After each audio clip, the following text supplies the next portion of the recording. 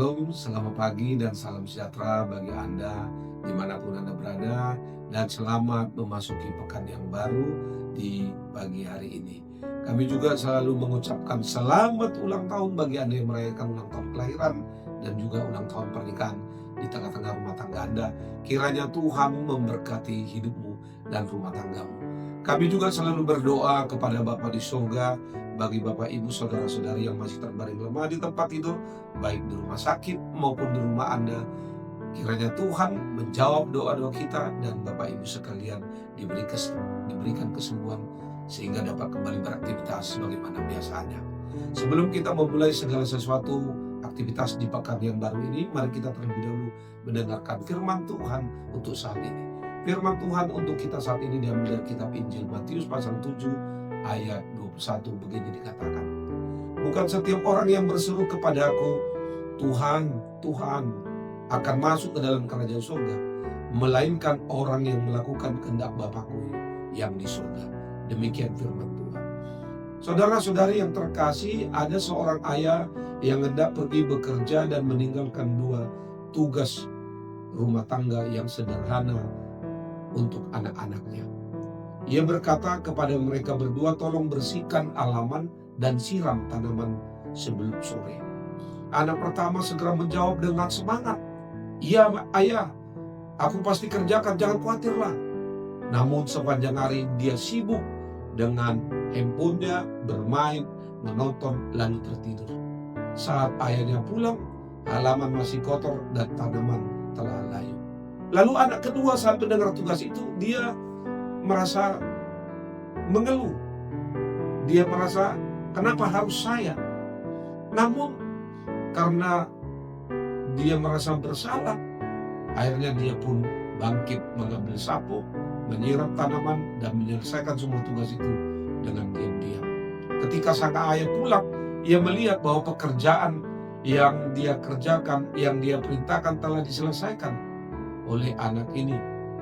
Dan ini dilakukan bukan oleh anak yang berkata iya, tetapi oleh anak yang tadinya bersurut-surut, tetapi dia lakukan dengan taat dan setia. Saudara-saudari, konteks ajaran Tuhan saat ini mengajarkan kita tentang makna panggilan untuk melakukan kehendak Allah di surga. Ada beberapa poin yang mau memberikan pertolongan kepada kita untuk mengerti dan memahami firman Tuhan saat ini.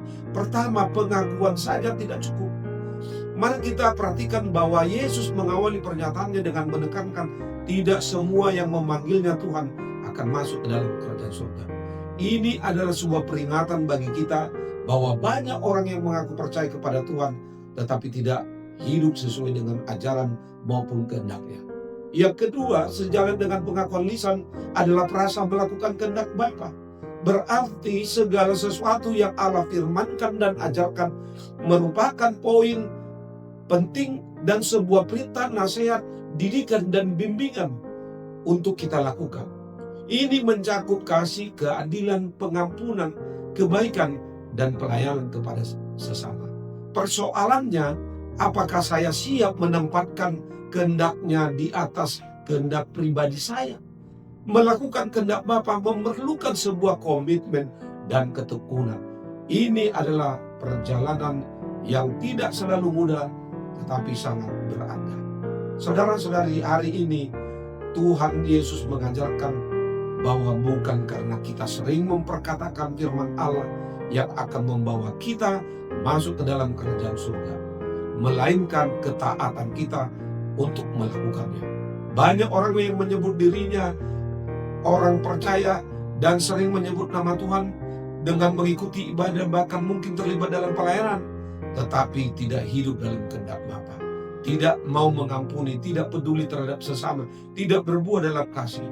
Tuhan menginginkan hati yang mau taat melakukan kehendak Bapa di surga, dan sesungguhnya itu adalah panggilan kita sebagai umat kepunyaannya, miliknya, yang Ia kasih dan yang telah Ia selamatkan.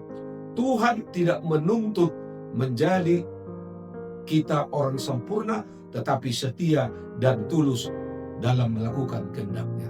Selamat beraktivitas Di pekan yang baru ini Tuhan Yesus memberkati. Salam.